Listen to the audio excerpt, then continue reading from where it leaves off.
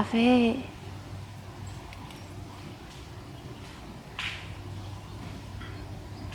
我们台湾大学园艺暨景观学系有将近70年的历史，我们有非常坚强的师资阵容，在全台湾10大杰出农业专家，我们系上就有7位之多，所以可以堪称全国之冠。那我们的空间设备有非常多，有花卉馆、造园馆、4号馆、加工馆、转植温室等等。学生可以从蔬菜、花卉、果树等作物学群，一直到加工利用学群，然后再到景观学群。所以我们可以创造自然的优质的环境，提供人类优质的营养健康，同时也照顾身心灵的安顿。那学生进来我们这个实习场域之后，有很好的园艺试验分场，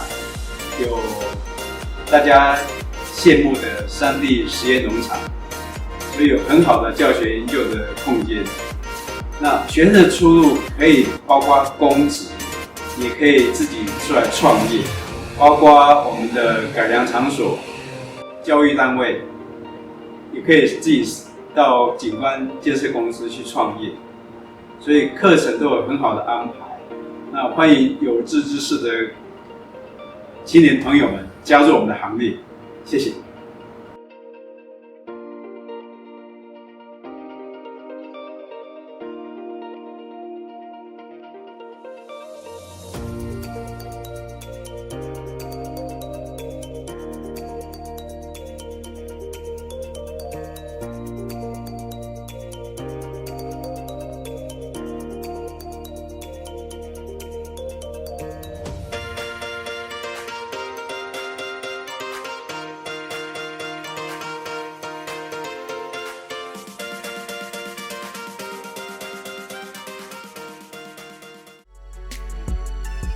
作物科学群是园艺暨景观学系重要的基础学群，我们着眼于新农业的多元化发展，针对果树、蔬菜、花卉、茶叶等高经济价值的作物，依循永续农业的理念，推展无残毒食品生产栽培的模式。此外，我们也导入了精准与智慧农业的概念，透过与其他专业领域的合作，以 AI 人工智慧的设备，针对各园艺作物协助发展适合他们的新生产模式，在生产量稳定的基础上，生产高品质的原产品，发展像植物工厂、智慧设施栽培等多元化的应用。同时呢，我们也进行 genotyping 跟 phenotyping 的研究。所谓的 genotyping 是从基因层次的分子生物切入 ，phenotyping 呢，则是评估园艺作物的外观，分析颜色、味道、香气等重要的特征，然后进行整合性的判断。那这些技术呢，分别应用在园艺作物的基因转植系统的建立、花卉与观叶植物新品种的育成、蔬菜逆境生理的研究、果实发育生理的探讨，或者是茶叶制造新辅助技术的开发等等不同的领域。那这些也都是目前植物应用领域里面相当具有前瞻性跟发展性的研究。在园艺作物上面呢，我们也同时重视作物跟人类的互动，所以包括生活园艺、园艺治疗等议题，也是我们作物科学群研究的内容之一。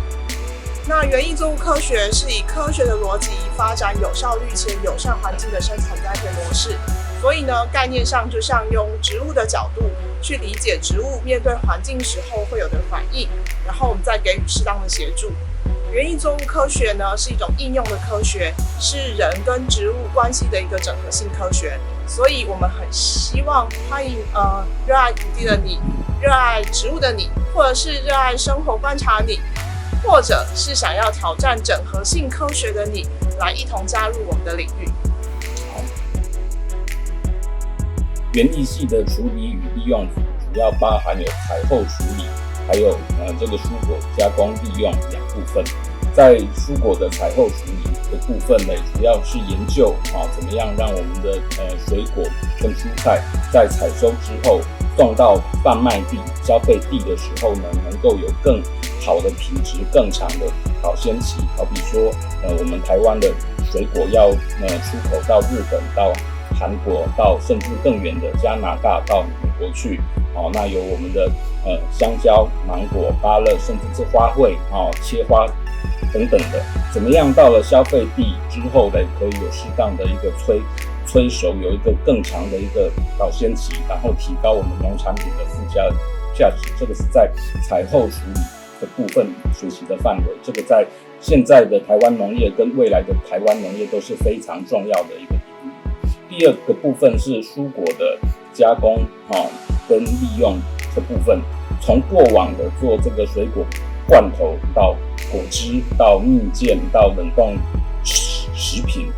水果干等等的这一些的方式，到我们现代的开发新的这一些食品素材，或者是开发新产品，或者是新制成，甚至是在这个食品服务业分析、检验、鉴定等等的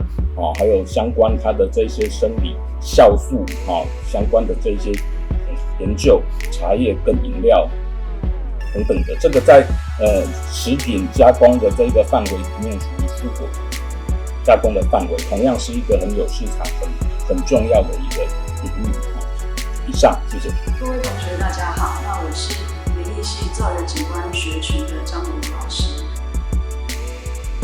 造园景观到底在学什么？大到关于国家公园的景观规划、景观设计，还有生态保育相关的一些规划。那还有小到譬如说你家附近的邻里绿地，你家前面它要种什么树，它公园里面要放什么样的设施，可以让你更喜欢这个公园。那这些都是景观设计相关学群会教导你。那在这3年的那个课程当中，我们会从素描、手绘，然后到电脑绘图，还有教你怎么样创意思考的一些基本设计的课程。那会一步一步的带领你，从小尺度的公园设计到大尺度的，比如说河滨公园的规划，都会教导你。那可以看到我旁边的这个模型，这个也是你在这3年当中会培养你去做这些，去表达你的设计。那譬如这个同学呢，他做的就是都市绿园道。那都市绿园道要怎么样改善设计，可以让周围的居民更加的享受这个空间，那也更加强都市的一些气候的改善。所以这一些都是你在这3年当中，在景观设计学群会学习到的。那在这个学群呢，你如果将来出去工作的话，在私人方面可以有，比如说到工程顾问公司。那公家方面呢，会有一些，比如说是景观相关的高普考。那这个学群呢，如果说你喜欢发挥创意，有创意思考，那你在时间管理上可以自己好好的控制，因为创意思考的过程可能会需要你去激发你很大的创意。那一些表现法的部分，如果说你很求好心切的话，那你可能也会在透过课程的学习当中，会学习的越来越精进。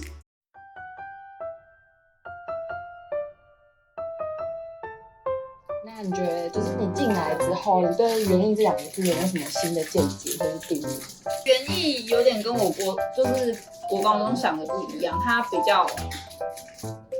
大规模，就是它比我想的规模更大。就是你看，像农会啊，他们其实是很多人的集结，然后加工也是，它是一次很多量的东西下去。景观它也是大范围的这样去设计，它比你想象中还要再广义很多，对，不是弄花弄草之类的。Yes。我们请 Carol 同学读到园艺系之后，你有觉得园艺系带给你，或者说园艺这2个字带给你什么启发、深处的感觉？说实话有我现在变得震惊可以。好，没关系啊，你说。就是你走在路上会突然开始观察花花草草。哦，真的假的？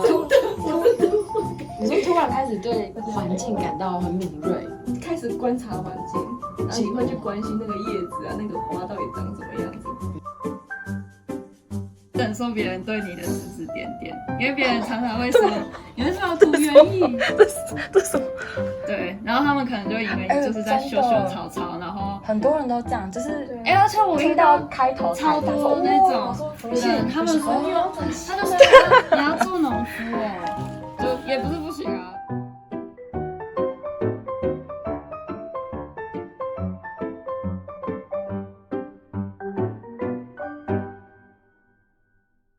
所以你为什么会想来读？就是特别针对园艺中属于作物组的部分。真的要说的话，我当初会选作物组，好像是因为想要读基因相关的东西。因为它是一个综合性的科学嘛，所以它其实每个边边都会碰到。应该说就是很多东西都也不是这样，就原因会连到很多东西。我需要具备什么样的能力？你觉得会是符合进来园艺系，然后特别是作物组这一个领域？作物组的话，我觉得第一个是你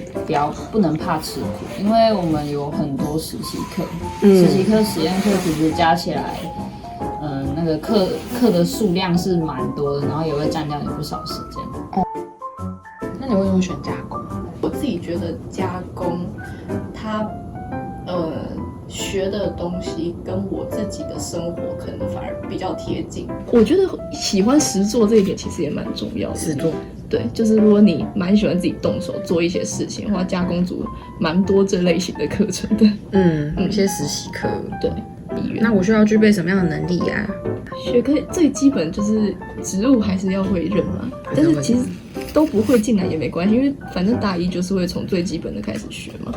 然后植物还有化学在加工组就很重要。对，因为你在加工过程中一定是应用到各种的化学力，对，化学反应啊，化学的观念啊，然后来去做这件事情。林猫同音同学，实质上进来园艺系，你觉得